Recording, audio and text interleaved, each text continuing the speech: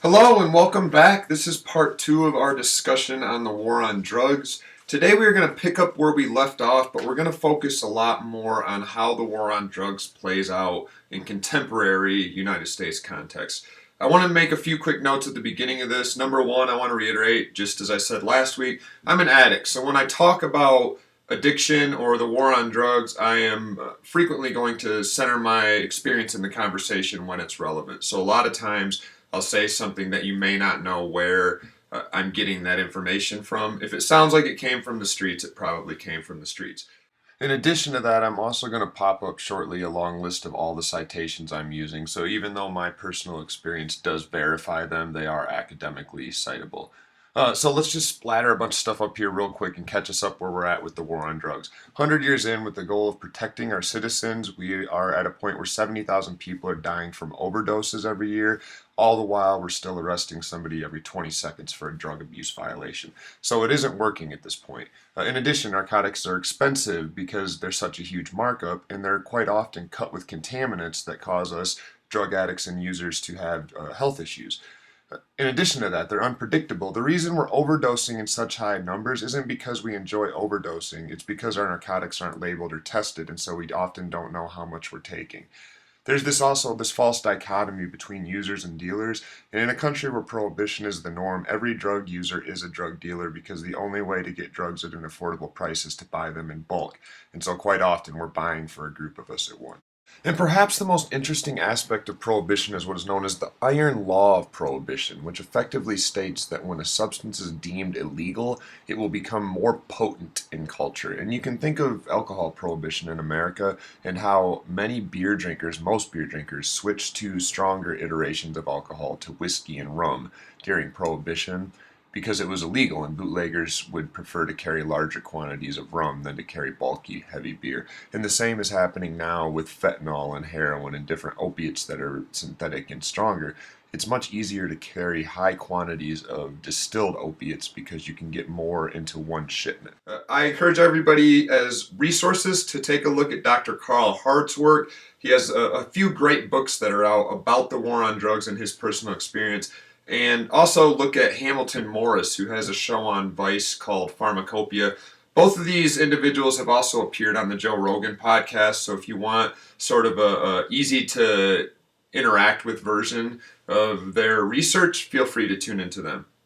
Also, just a pre-note before we start, it should be pretty clear to most of you by now that even though we continually bump into systems of oppression in our discussion, systems like classism and ableism and racism and white supremacy, that by this point you've realized there is no super conspiracy. There is no secret meeting of rich white men behind closed doors whereby they try to secretly perpetuate underhand notions of racism and homophobia. It just isn't happening. So despite the fact that these themes keep coming up, let's keep in mind that it is not some sort of deliberate conspiracy. Rather, the system sort of works in a way that when powerful people can play on old underlying themes of human nature in different cultural contexts, they sometimes can manipulate beliefs that people already have. And if we as a society don't ever take the time and effort to fix the stereotypes and the underhanded ideologies that many of us hold from generations back that we've just sort of passed down time and again, we'll continue to stay where we at, and the same sort of dog whistles will still strike the same chords in us. Sometimes they're compassion and empathy and love, and sometimes, as we've seen, depending on the cultural setting, there are other dog whistles that aren't so nice. So I wanted to say those two things to get us going.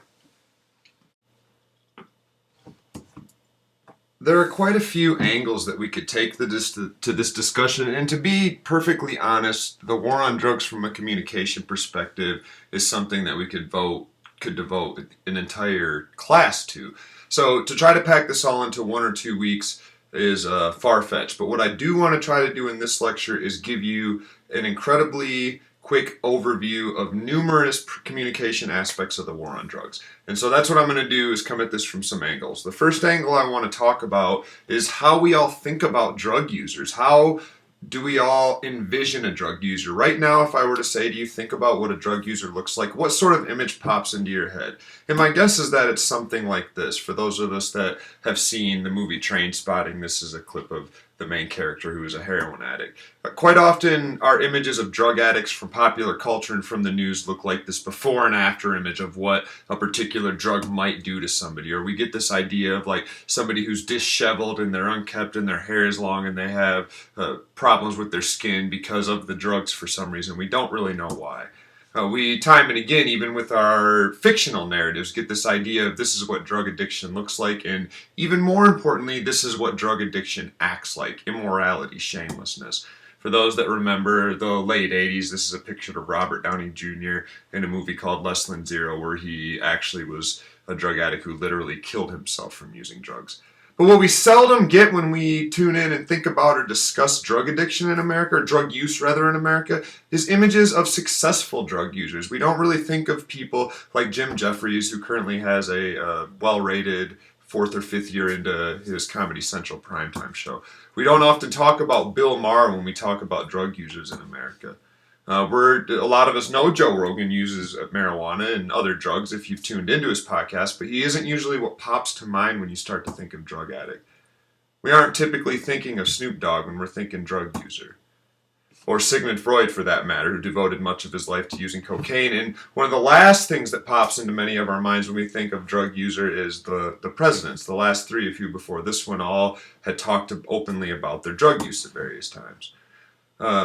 So that's what we typically think of when we think of drug users. Now, from our reading this week, we all know that one of the biggest reasons that the war on drugs continues to move the way it has and continues to be sort of taken for granted in culture. We all have, from the reading, realized there's a whole lot of money caught up in this. I want to once again emphasize this isn't a big conspiracy. This isn't a bunch of police officers who all get together in a room and tap the tips of their fingers together cleverly and say to one another, let's figure out ways to lie to the American people because we want to kick down doors and steal their stuff. The system is actually built in a way so that departments grow and prisons grow and court systems grow and holding cells grow and transportation for inmates grows. And eventually you have what we now call the prison industrial complex. The individuals who work for the prison system and the jail system and the criminal justice system at large are by and large people that are abiding by laws, they're doing everything they're supposed to be doing, and they're working legitimate jobs,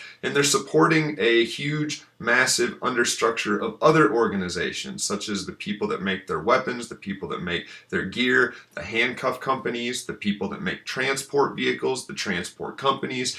All of these people have something to lose if the war on drugs in America is suddenly thrown on its head and upended, and the mass supply of prisoners to our prison systems as currently stands is attacked. So let's keep that in mind, is that whenever we're talking about the war on drugs and trying to keep it real, we are bound to run into very legitimate complaints against it because people's very livelihoods, their very lives, depends on this taken for granted thing that we call the war on drugs remaining intact. As we get going, I want to point out what many of you probably already know through pop culture. Joe Rogan talks about this a lot. Other people that are in the pop press, the mainstream press, have sort of brought to light recently the similarity of drugs that we often think are quite different. So I want you to, in your spare time, you're welcome to bring this slide back up and look closer, but just consider the molecular structure of many of the chemicals that we think of as very different drugs. And in this case, we can see this is a slide that has methamphetamine next to amphetamine, which would be drugs like Adderall or Ritalin. And you can see that the chemical structure is actually much closer than you would think. And if you look closely at other chemicals, many of which occur naturally in our bloodstream, they aren't so different than the amphetamine and the methamphetamine. Now, I am not a neurobiologist, I am not a medical doctor, but Dr. Carl Hart is, and his specialty is sort of discussing this sort of thing more in depth. The reason that these chemicals interact with our brain is because they actually are shaped quite similar to natural chemicals that we already have in his body. So once again, I refer you to him and to Hamilton Morris if you are interested in this sort of thing. There's a lot there to learn about, and they both do a very good job unpacking some of this stuff. Again, you could look at this slide and see the same thing with the opiates that we generally consider quite different from one another, but heroin is really not all that different structurally than the Vicodin, the hydrocodone that you're likely to get if you have a small injury, if you sprain or break your wrist, or if you're having some dental work done. The reason I'm mentioning this early is because there's stigmas associated with all of these chemicals. And much like the origins of the war on drugs that we talked about last week, quite often the fear that is used to instigate action and used to pass policies that ultimately made these chemicals illegal, the fear is tied to chemicals that are actually in many of our medicine cabinets. They're just called by a different name.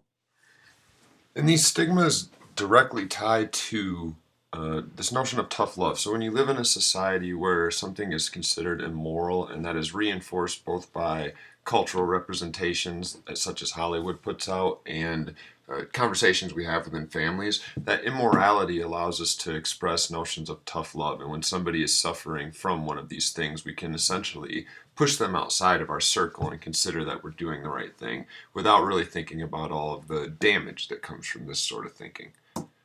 So we've already talked a lot about the money involved in the war on drugs in the introduction, but we are going to touch back on some of these points and specify really just how much of a failure the war on drugs is when it comes to minimizing the dangers of drug use. However, we're going to keep in mind that it is, as we keep running into, incredible success when it comes to maximizing profits of certain capitalistic entities.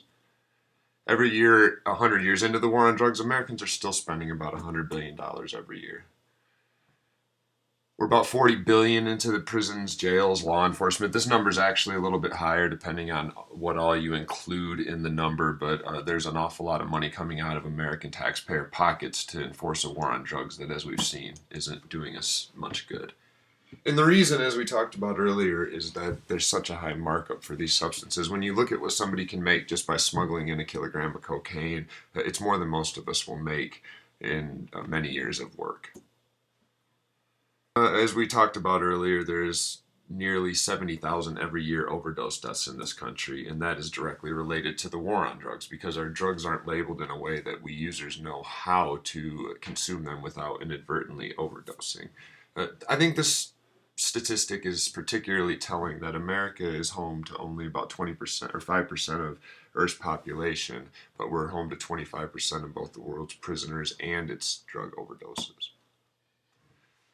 And the war on drugs, as we've seen time and again, that's really the heart of why this war persists as it does to this day, is that it's supporting so many other industries that are run by law-abiding citizens. It's really hard to attack a war on drugs when that means that we would lose so much of the industry that goes along with supporting the current prison industrial complex. And as we saw earlier, the war on drugs was not only initially instigated on pre-existing racist ideology of white Americans, but it continues to play out in a way that disproportionately affects people of color in our country. So the roots of the war on drugs affecting people of color in America disproportionately have never really been abolished. They've never been severed. And that system continues to play out exactly as it was designed, despite the fact that much of the rhetoric has changed over the years. We already talked about the fact that every 20 seconds someone is arrested.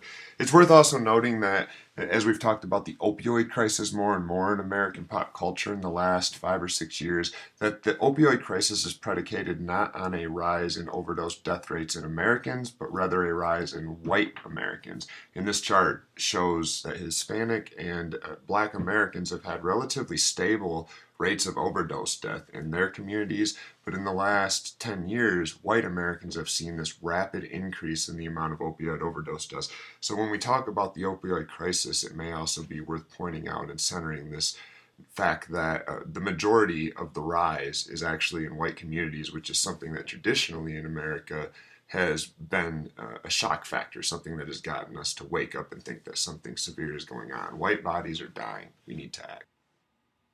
So let's just take a look at one specific outline of the prison industrial complex and the war on drugs, that being the police. I consistently am repeating in this lecture the fact that many of these supporting organizations are legitimate. They're law-abiding citizens who have devoted time, effort, and money to establishing themselves in a career.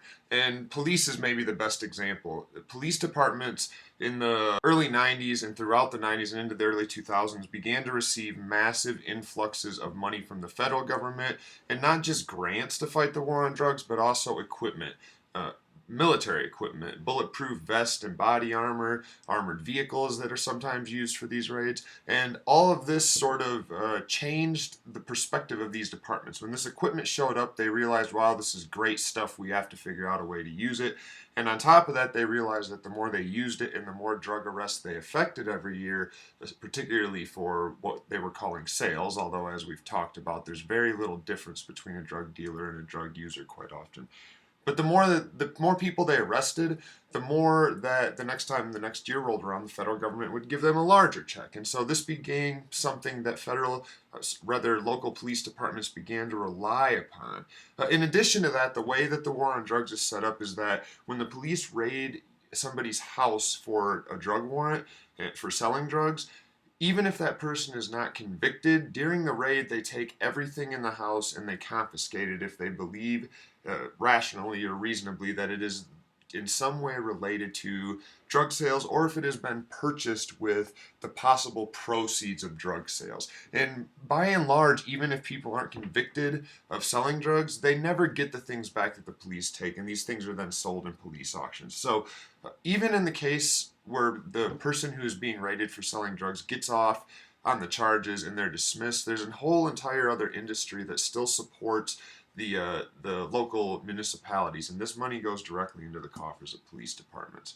And in many municipalities, these are huge things. The automobile industry and the vehicles that are quite often taken provide a huge chunk of money for many police departments. Many of us from our youth probably remember this example, and we didn't realize at the time that a lot of the Dare cars were actually repainted cars that were taken from drug dealers. And again, this is just sort of a big chunk of some of the things that they've taken out of drug houses, but you can see in this case there's electronic equipment, there's power tools, there's all sorts of things that can be sold at auction and put money into the pockets of municipalities. One last thing I want to touch on is the solution. This is a picture of a safe injection site, which is a location where individuals can go and without fear of being apprehended by the law, use their drugs, inject their drugs. And in many cases, safe injection sites provide testing kits for users to use to make sure that their drugs, if they're using heroin, for example, to make sure it doesn't contain fentanyl before they use it, or to make sure there aren't other contaminants in their drugs that might harm them before they use it. Quite often, safe injection sites also serve as a gateway to rehabilitation, to therapy, to other treatment options, because when people come into these spaces and encounter a trained medical professional, they're often entered into conversations that they don't otherwise encounter. Consider the fact that a drug dealer on the street, an illegal narcotics dealer, has every reason to maintain a user's addiction and for that user to never seek any sort of treatment and to reduce or substitute their intake of narcotics. Where if we ever consider a sort of medicalized model where we abolish street dealing altogether by making all of these drugs not only legal but also readily available in a space where people can go purchase them for cheap and in quantities that are regulated and dosed so that we're not inadvertently overdosing, the legal street market immediately goes away if the people that are selling drugs can't make any money off of the drugs they sell. The long and short of drug dealing, as we saw on the earlier slide, is that people only do it because there's such a massive markup in drugs. So if you can get them here and mark them up hundreds of percents or thousands of percent, this provides an incentive for no matter how many arrests we make, there will always be new people that step up to fill that gap. In many countries, this has already happened. In many parts of Europe, in Switzerland, the Netherlands, Denmark, Australia has actually set up safe injection sites. Our neighbors to the north, Canada, have set up safe injection sites and had them in operation for about the last 10 years. And contrary to what you might think, in the communities where these sites exist, drug use goes through the floor. People stop using as often as they did. When they are using, they quite often switch for intravenous use to a less intense method, whether that's orally or intranasally. The biggest thing is the danger to the community. We notice in spots that set up these injection sites that discarded needles on the sidewalk go down. And if you think about this, this sort of just makes logical sense. The only reason users throw out needles on the sidewalk, or one of the only reasons, is that they are a hazard. If we are arrested in many places with just a needle that's been used, even if there's no drugs in it, it is still a felony charge. So as drug users, we have every reason to discard things in unsafe manners, because the penalty of simply doing the responsible thing and finding a safe place to throw it away means that we might be caught in the meantime. So when we consider safe injection rooms, two things. Number one, most people don't know that they're a thing and that they've existed for quite some time in other countries. And that's because the mainstream media in America has done an incredible job of not really pressing that narrative as one that is foreseeable and almost unignorable and unpreventable. That is most likely where this scenario with the opioid crisis ends up if we ever decide to start valuing the lives of these people that are dying. Number two, that they're incredibly safe. These sites have been around for more than 20 years, and there has never been a single overdose death in any legal injection site on the planet. I want to say that again because that should sound shocking to us. We all are sitting in a country right now where 70,000 people are dying of an overdose every single year. They're dying under bridges, they're dying in back bedrooms, they're dying hiding from people. They're dying in closets, they're dying in crack houses, they're dying in locations where they are sort of discarded and pushed out by notions of tough love and the shame attached to drug use. And when they overdose on drugs, there's no one there to keep an eye on them and to help them, despite the fact that we now have numerous chemicals that will save an addict, an opioid overdose patient in the process, as long as somebody has an eye on them. So this is the reason that injection rooms are such an interesting thing to consider moving forward, is that, again, they've saved lives. The goal isn't to normalize drug use, and again, the statistics show time and again that when we provide legal injection sites and sometimes even give the drugs to addicts so that they're using clean substances, that they use less of the substances, that they reduce use on their own, that they seek out alternative methods and make different lifestyle choices once they aren't preoccupied day in and day out with procuring their narcotics and using them in some hidden location. Also, they don't die because if and when they overdose, somebody is there to save them. So to sum up, we're at a place where we are spending $100 billion a year on untaxed illegal narcotics 100 years into this war on drugs. We haven't stopped anybody from buying drugs. At the same time, we're all putting out of our pockets $40 billion a year plus to prosecute people who are using, and none of it's working. We're still watching people die in mass. The benefits of this war are as hard as ever to locate, and at best you could say that a few capitalistic organizations benefit slightly. The war on drugs was started under the premise that we could fight a war against this human desire to use intoxicating substances. And 100 years into that war, it should be more than obvious that that's something that is never going to happen. We may have accomplished a lot with this war, but one thing we have never done is manage to get human beings to quit using intoxicating substances.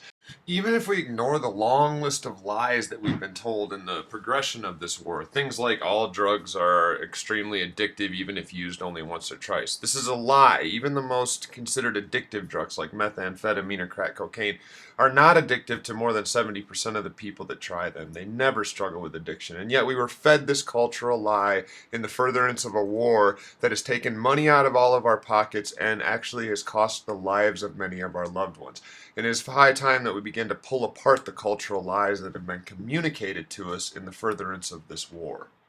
If we want to combat drug sales in a capitalist culture, then one of the easiest ways to do that is to make sure that there's very little profit incentive for people that want to deal drugs. If we want to get people to stop using or to minimize use or to minimize the damage associated with using drugs, we have to make sure that there's an open dialogue, a space for people to talk about their drug use and their desires, and also that they have a safe supply where they're not using drugs that are possibly so strong that they accidentally overdose, or that they don't use contaminated supplies or needles that at some point cause them disease.